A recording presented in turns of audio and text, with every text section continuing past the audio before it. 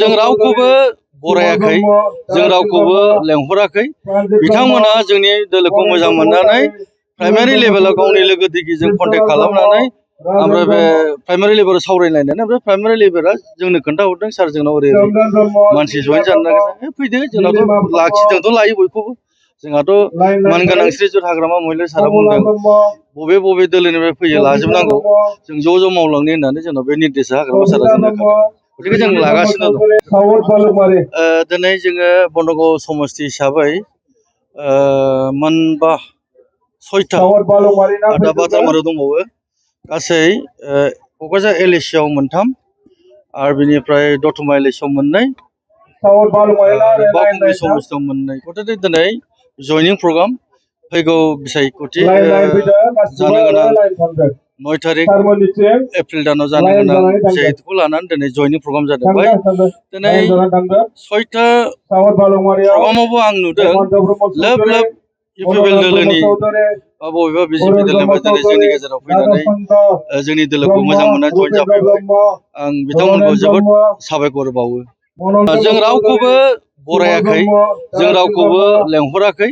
बिथांमोना जोंनि दोलोखौ मोजां मोननानै प्राइमारि लेभेलाव गावनि लोगो दिगिजों कन्टेक्ट खालामनानै ओमफ्राय बे प्राइमारि लेभेलाव सावरायलायनानै ओमफ्राय प्राइमारि लेभेला जोंनो खोन्थाहरदों सार जोंनाव ओरै मानसि जइन जानो नागिरदों। फैदो जोंनावथ' लाखिदोंथ' लायो बयखौबो।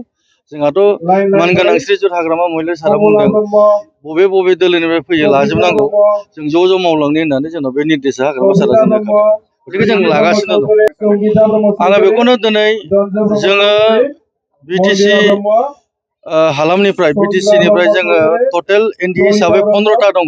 जोङो 15टाखौबो देरहासार खालामनानै जोङो दिसपुराव जोङो आरामसे जोङो देरहासार खालामना हरनो हागोन। मानो होनबा जोंखौ BTC ओनसोलनि रायजो राजा आइ आफा बिदा फंबाय जोंखौ जोबोद मोजां मोननानै जोंनि BPF दोलोखौ जोबोद मोजाङै सापर्ट खालामबाय।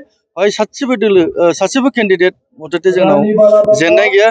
मोनफ्रोमबो केन्डिडेटआ जोंना देरहासार जागोन, जों बेखौ खाथां आरो बिथाङा बबे एंगेलजों बुंदों, बिथाङाथ' सासे सिकित मानसि, बबे एंगेलजों बुंदों आं बुजिनो मोना। खिन्थु बे आं दहायबो बुंदों बनरगामि प्राइमारियाव बे मोसौ बाजाराव मोसौ बायनाय, माइ बाजाराव माइ बायनाय बाथ्रा नङा। वान्स नों सासे इलेक्टेड जाबाय, he should be rule for 5 years. थ' बाहाय सोरबा रन्जित बसुमतारी बिथाङा बुंदोंब्ला निस्सय बिथाङा गावनि पलिटिकेल लाबालाबनि थाखाय बुंदों जानो हागौ, बा रायजो राजाखौ आरोबाव बिसोरो अनफिननो नाजादों, रायजो राजाखौ मोनसे गावसोरजों सापर्ट होनो थाखाय बेवहायथ' बेफोरबायदि बाथ्राखौ बुंदों। आंहा बेफोरखौ जेबो एखेबारे बिश्वास गैया आरो बे नंखाय बाथ्रा। सासे मानसिया जोंनि भारत हादोराव इलेक्टेड जायोबा बे 5 बोसोर इलेक्टेडखा, बेखौ सिफायनो हानाय खुनु दोलो गैया।